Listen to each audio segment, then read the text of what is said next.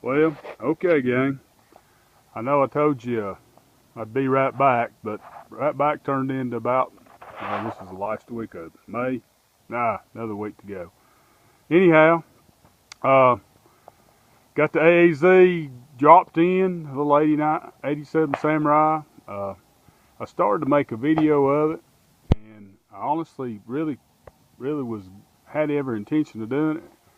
But me and a couple of my buddies got to thinking, man, if you can't pull a motor and put a motor back in, you probably won't be watching this anyway, because uh, if you don't know how to do it, you don't know how to do it. So this, people people know what they're doing.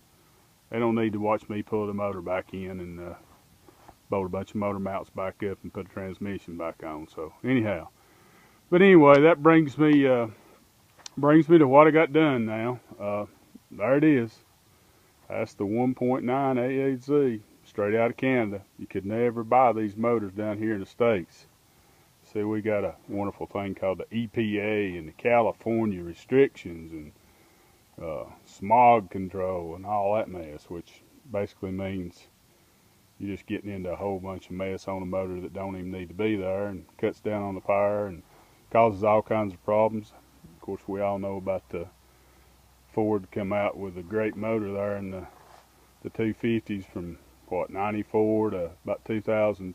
I think my green bars 2002, and then EPA shut them down and we lost the 7.3 and went to the 6.0. And anyway, but we're here to talk about Volkswagen, so I'll shut up. I'm a typical Southerner. I like to run my mouth and I'm opinionated. Here's what I've done. Got the motor in. I had a buddy of mine over at Billet Machinery. He built me this the downpipe right here. It's a 3-inch stainless. He bent it and fabricated it and done a real great job on it.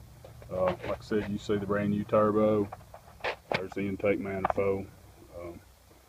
Just the little things. Put a brand new starter on it down there. Jeff Kerner boards will tell you that you got to have a 97 or up starter off of a sidekick. Needs to be it for an automatic so you can get that extra torque to turn this little fella over. Run some new lines. Put a brand new alternator on it. That's a 65. Let me get the timing belt out of the way. That's a 65 amp timing belt. Oh, timing belt. 65 amp alternator. I got the timing belt in my hand. I'm talking. Cold air intake.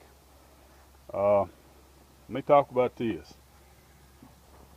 I had the old fuel filters on there. I say the new models, and I'm just telling you, I know it's supposed to have some kind of heater and all that, but it had four little old doohickeys in there, and I found this one. This is a 2-piece system. You got the mounting bracket here, then you got a screw-on fuel filter. Them come on 80 through 84, 85 Golfs, Dashers, Jettas. I think the Rabbit pickup truck. But I found one of them from Larry at our parts place. He sent it to me, and I just like it. I mean, you got an in coming from a tank. You got an out going to your pump. You take the return line from a pump and run it straight back in right down here on the side, and it goes right straight back to the tank. And 2 fittings versus 4, I guess is what I'm trying to say. Man, it looks a whole lot neater too, but that goes without saying. I hooked my glow plugs up and got all that stuff done. This is a Ford relay. This is the typical 7.3, 250, 350 Ford relay. It's about $30 cheaper than the Volkswagen relay. Honestly, I knew how to hook it up real easy, and the other one looks like it's sort of complicated, so I just went ahead and went with it. I got them on both of my Ford trucks, and they work great. If one tire's up, you can run to Napa or Advanced and grab you one. I put a little fuse box in here. It ain't much. It's basically just to run the fans that operate off the thermostat on my radiator. But and you can add 2 more. I got what is it, six posts I can add there, so just a little bit of that. I'm gonna tell you, I was hoping you could listen to it run today, but as you see, and as I've already had my hand on the timing belt, uh, we put it in, cranked it up, ran great, sounded great. I didn't even go down the road with it, but well, go ahead. I'll show you what ain't there. That's what ain't there. The pump went to puking diesel fuel all over the place, and actually ruined my brand new timing belt. So, long story short, I had to pull it off. That was in what's right now a month ago, and nobody here in the States will work on AAZ pumps. I called and I called and I called, and uh, every place I called recommended Giles Performance Diesel up there in Canada. So I called Giles up, and I've never met the man face to face, but he is talking to him on the phone. I'm really impressed with him, and at this time my pump is on the way back. He done the performance setup with it, and I'm really excited about it.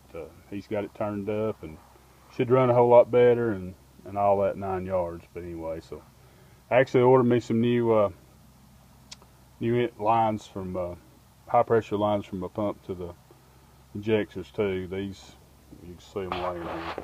This motor come out of Canada, and you see they're rusty. I mean, they may be great, but once rust starts, rust don't go away unless you kill it, and I ain't gonna go glide speeding on a bunch of high pressure lines. So I found some on eBay last night. It's 170 bucks, and I just ordered them. But anyhow, let me show you something right down in here while I'm thinking about it. If you will see right down here at the bottom of this is a thermostat housing. I'm gonna point to it right here. Well, the AHUs, the AZs, and all the thermostat housing on all of them, they'll have the neck comes out, and it will come out and go straight back. Well, you see that hose right there? That hose is in the way, and if you push on that hose, then that gets it into what? There's the motor mount. So I got to looking and looking, and finally the 79 Dasher. I don't know if it was something whatever different, but the neck on it comes out almost at a 90 towards the frame. So I got me one from Advanced, put it on there. Now it's got me plenty of room, and I just like it a whole lot better, and I ain't gonna have no hoses rubbing here or hoses rubbing there. But anyhow, there's a good view of the back of my JDS intercooler. I called out there to California. They great people. They sent me one. They told me it wasn't going to be exactly what I want, but like I said, I ordered it anyway. I think I give them about 120 some bucks for it. Good money spent. Took it out to billet speed again, and Matt Welsh, and he done some altercations and some welding on it. You can see the pipes coming out the bottom, and I'm real tickled with it. Should be a real good job. I'm just going to go ahead and show you. You see this green belt that's going from the crank to the water pump? That is green because that is a John Deere green belt. No, it ain't really. It's a Napa belt, but they make it for John Deere tractors. I went through a bunch of belts. You know, there's no tensioners, there's no nothing, trying to get the exactly right one. And what I came up with was a 4L260W as in William. It is a green John Deere tractor belt, and it's tight. I mean, it's tight right now, and I hope it doesn't wire the bearings out in that little pump. But I'm figuring like everything else, it'll loosen up with time and should be great. Everybody I've talked to said they never had any problems out of it, and they go from there. You see there's my oil adapter back there, my oil filter adapter. I bought a brand new oil cooler and oil filter sticking out on the back. Pretty much everything's just waiting on the pump, and like I said, depending on how long Customs holds it up, it could be here in 8 to 10 days. Let me show you something right here.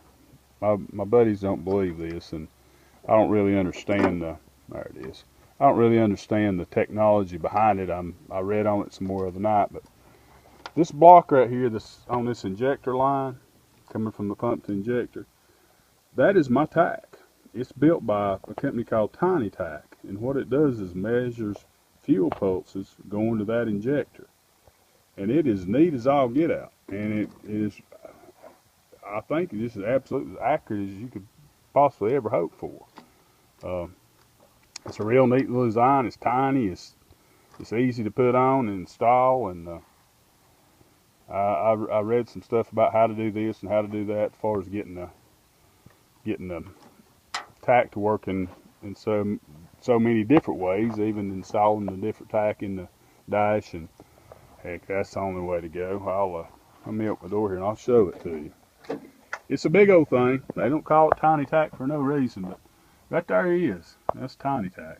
I just mounted it right there above the steering wheel where I can look right straight at it. Mounted my oil pressure gauge right there. Everywhere I can find a hole, I mounted something. Come over here there's my voltage gauge. There's my water temp.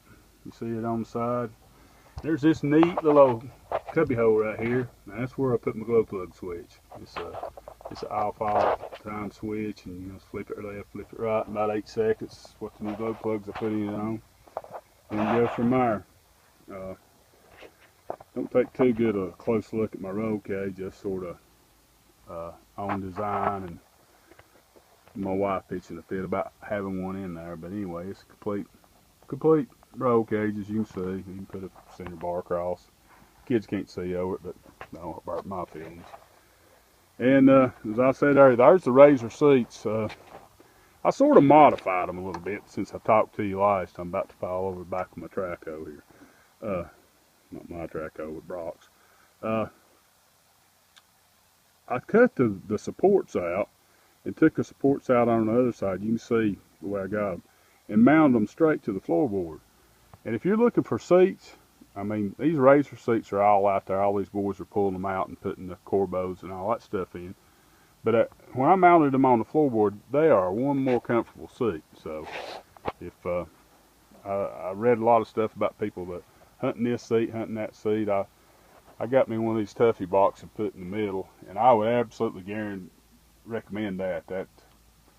You can get out of it with the top off, lock the box up.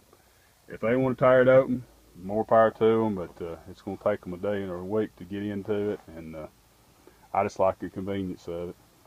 I got my carpet all ripped out. I'm going to get this thing motor in it running like I want to, and motoring down the road. I'm going to take it out to a buddy of mine. He's going to rhino line the inside, and we're probably going to repaint, give it a fresh coat of orange paint here on the outside, and we'll be ready to run up and down the road. But I thought that I would make number 4. I about showed you my North Carolina tag. As I said, I am from North Carolina, and I am Southern to the core, and I am a Trump supporter. So if you don't want to watch this no more because I'm a Trump supporter, well, then that's your loss and not mine. But we need something to happen good in this country, and I happen to believe that old Trump's the man to do it. But we will see. Time will tell, right? But I guess that's the end of number 3. I'll back up here and give you another good look at it. I will hopefully have the pump in the next time I turn this camera on and get the timing set on it and radiator in it, and I'll fire it up and let you give it a listen. Who knows, we might take it down the road and see if we can get somebody to pull up beside us and blow their minds. I'm tickled. Anyway, y'all take care and have a good one.